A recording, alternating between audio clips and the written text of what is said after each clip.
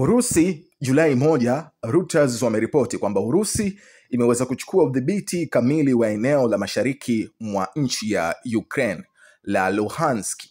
Zaidi ya miaka mitatu baada ya Rais Vladimir Putin kuamuru maelfu ya wanajeshi nchini Ukraine mnamo Februari 2022, mkuu wa eneo hilo anayeungwa mkono na Urusi aliambia runinga ya serikali ya Urusi, Luhansk, ambayo ina eneo la kilomita za mraba 26,700, ikimaanisha ni maili za mraba 10,308. Ni eneo la kwanza la Ukraine kuwa chini ya udhibiti kamili wa vikosi vya Urusi tangu Urusi ilipoiteka Crimea mnamo 2014.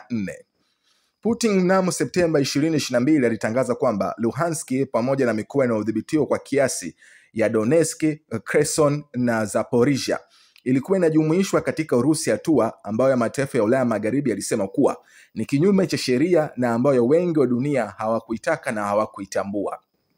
Eneo la Jamhuri ya Watu ya Luhansk limekombolewa kikamilifu 100%. Leonard Pasechnik, ambaye alizaliwa katika Ukraine ya Kisovieti na sasa ni afisa aliyowekwa rasmi na Urusi na Moscow kama mkuu wa Jamhuri ya Watu wa Luhansk, aliambia televisheni ya serikali ya Urusi.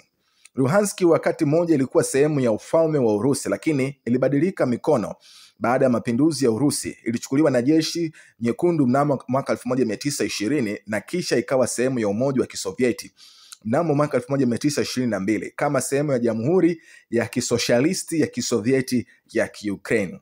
Pamoja na nchi jirani ya Donetsk, Luhansk ndiye aliyesababisha mzozo huu ulioanza mwaka 2014 baada ya rais aliyejiengua mkononi mwa Urusi kupinduliwa katika mapinduzi ya medani ya Ukraine na Urusi kutoa eneo la Crimea, huku vikosi vikijitenga vinavyoungwa mkono na Urusi vikipambana na vikosi vya jeshi la Ukraine huko Luhansk na Donetsk.